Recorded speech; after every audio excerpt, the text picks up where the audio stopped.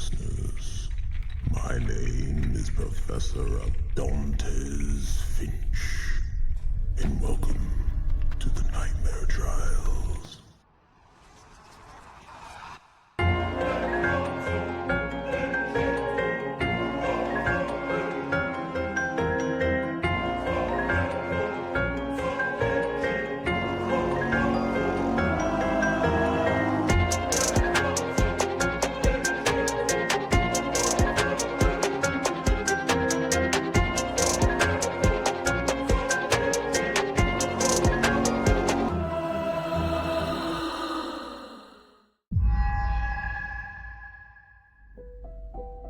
Every time I drive on the highway, I end up noticing all the trash discarded on the side of the road. Fast food wrappers, blown tires, roadkill, I've seen it all. This is nothing new, nothing significant. This is a part of America. Rejected items tossed out with no remorse. Insignificant items with no impact on our lives. That's what I used to think too, until I was on a murder case that changed my life. I worked as a detective for the Missouri Police Department from 2019 to 2023. My partner and I were given a missing person case last fall. It was a woman, aged 25, medium build, 5'5", brown hair, waitress. She didn't come home from her shift. Her car was still in the parking lot of her job with no cameras or witnesses to share any details of where she went. We found the body weeks later with no additional information on how she got there. Within the next 6 months, more women's bodies were discovered. They were all on the same long stretch of highway. Some had been reported as missing, and others had no one to do the reporting for them. Women in sex work, single women, and some nameless women, Jane Does. All the women were roughly 20 to 35 years of age. Same medium build, all brunettes, all strangled. My partner and I worked the cases day and night. We tracked every lead and every tip we could find. We needed something to connect the cases. It was when we found the third body that we made the first connection. The bodies were always found within 300 to 500 yards from the highway, and on that highway was the missing woman's shoe. Just one discarded shoe. I see them on the road all the time, never giving it a second thought. After that discovery, the hunt was on. We didn't want to find bodies, of course. We wanted to find the girls alive and bring them to their families. The first 48 hours after a person is discovered missing are critical. And due to the news coverage of the case, more and more reports were coming in. Cases of minority women are finally getting the attention they deserved. Stretched across the state of Missouri, we found 9 bodies off of the highway, all marked with a shoe. No DNA other than the victims and no fingerprints. The bodies were always found in shallow graves, and other than their visual appearance, relative age, and location, we couldn't find anything. Some women went missing on a walk home, some after work, some after school. They didn't know each other, no family or friends overlapped. Different cities, different jobs. I stayed up night after night, racking my brain, trying to find some connection. Why the shoes? Why mark them at all? What is the point? Do they want to be caught? I was aware that killers like to leave a calling card. Many times killers like to taunt the police and play games with them.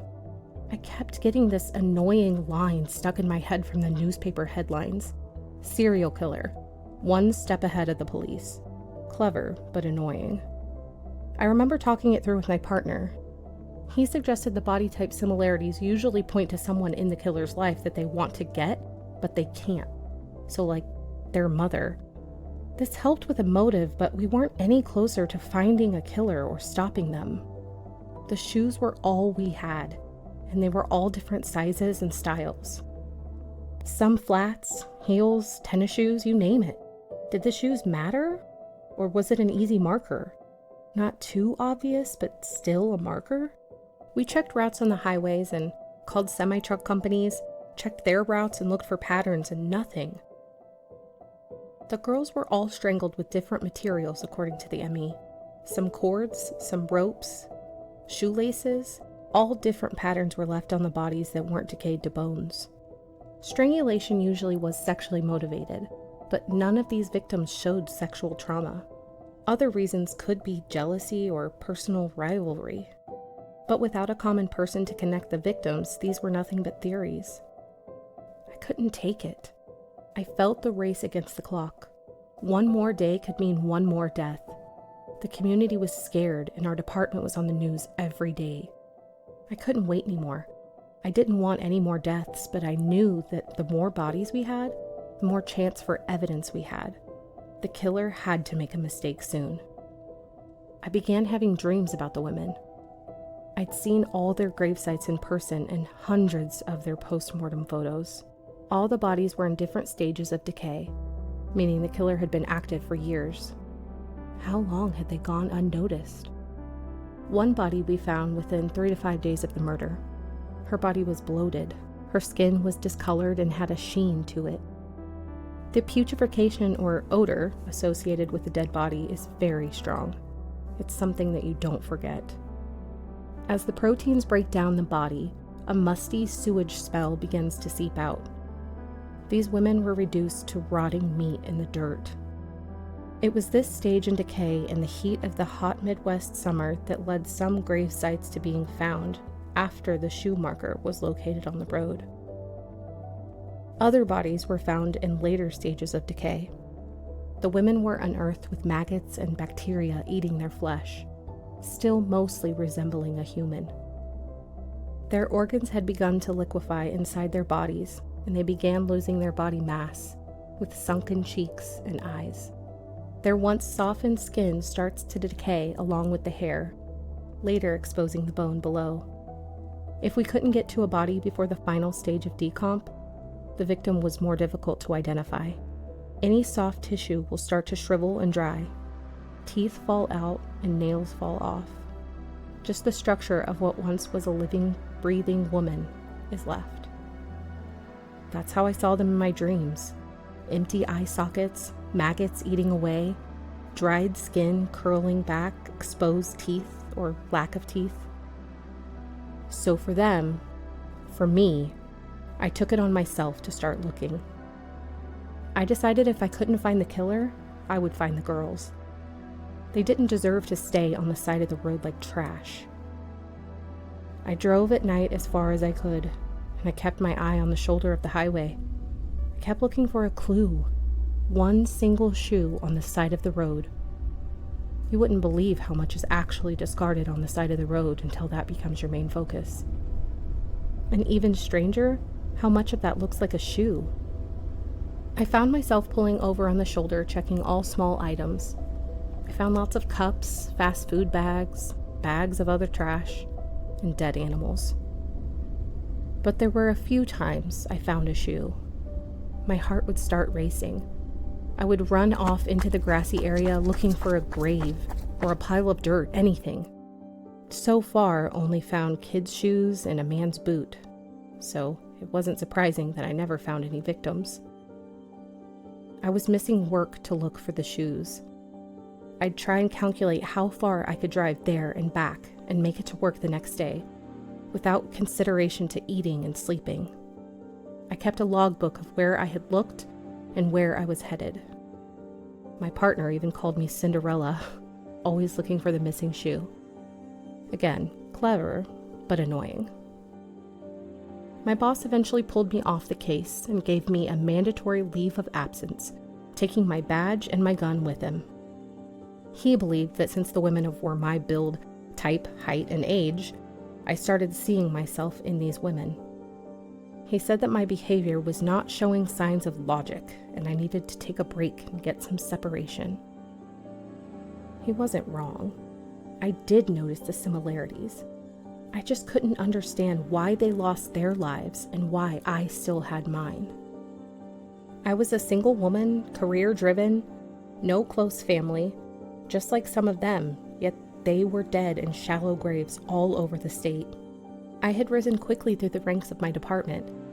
I was one of the only women on the force, and one of the youngest detectives. It was hard to have to take my leave, and I didn't do it quietly. I knew I was privileged because of my career, but when you find 9 women that could easily be you, it's hard. I was feeling guilty and I just wanted some answers. So here I am again, driving at night on the highway. I know we have teams of people searching the roads, but I can't sit and wait.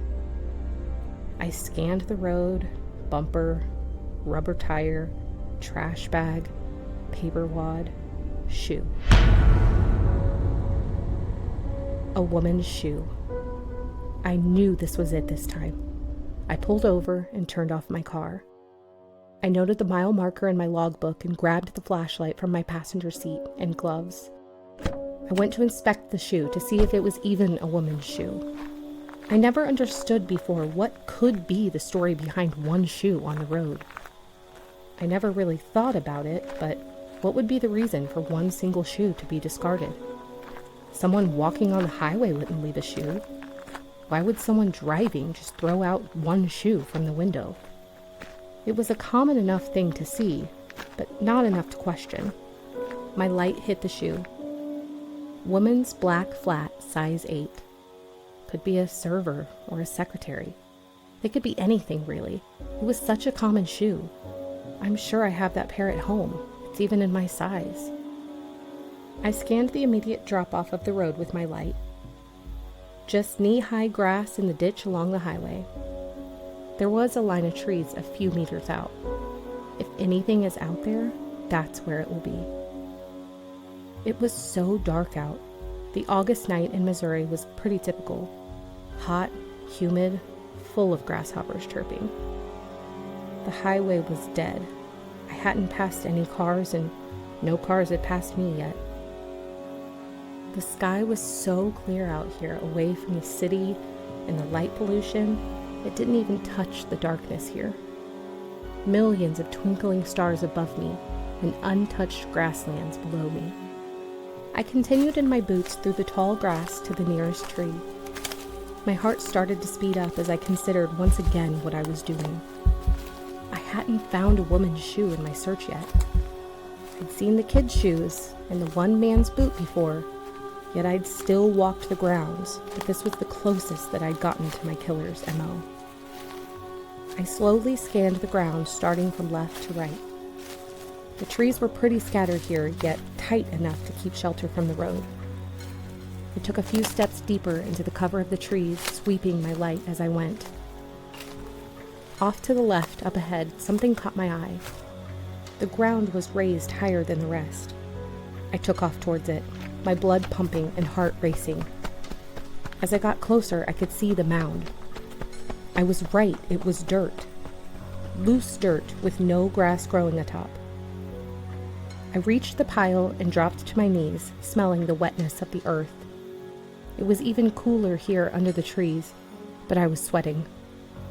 I began to push around at the top layer of the dirt, not wanting to disturb what I was sure was underneath. It was a long hole, just over 5 foot by 3 foot, fitting the rest of the burial sites. As I got a little further down, I thought about calling it in. It would be the right thing to do. I could call in my location and have the team come and do their work. But my phone was in the car and I'm right here. I could call after I find the victim. I looked at my light, propped up next to me, gazing at the top of the dirt. I'm already here. I looked towards the road for my car. Where is my car? I don't see it on the road. I stand up and walk towards the clearing, thinking I must have gone further down than I thought I did. My car is nowhere to be seen. I left the keys in the ignition. I was so worried about getting out here. I didn't even give it another thought before my mind recognized something. The crickets stopped chirping. I let in a soft gasp just before the tie went around my throat. I was being pulled backward, watching my feet drag below me. I reached up and behind me, with no gun or weapon of any kind. I could feel myself losing strength and consciousness. I'm gonna be one of them, I thought. I continued to pull at the figure behind me. It was a man, taller than me and much stronger. I I tried getting my fingers under the tie. I tried pulling on his arms to release the pressure. I tried to gain my footing, to kick back, call out, anything. My efforts were useless. I felt a sharp pain in my back. A needle, I thought. He injected me with something. I could feel myself fading fast. I went limp and he dropped me to the ground, standing over me. The black silhouette was hooded, masked, and gloved. He tilted his head a bit, seeming amused. He had a shovel. He finished digging up the hole while I laid there, motionless. I tried wiggling my fingers with no luck. This didn't make any sense. No drugs or anything was ever found on the victims' bodies before. All tests were clean. My mind was working slower now. My breathing slowed down. He dragged my limp body into the grave. My grave. I found my killer, and I found my own grave. Now my shoe is on the side of the road, I thought. It actually was my shoe. How did my shoe get there? How did the killer know I would be here? Why me? As the cold, wet dirt began piling on top of me, the killer took off his mask and took down his hood. I was too weak to react. I'm so glad you finally found your shoe, Cinderella.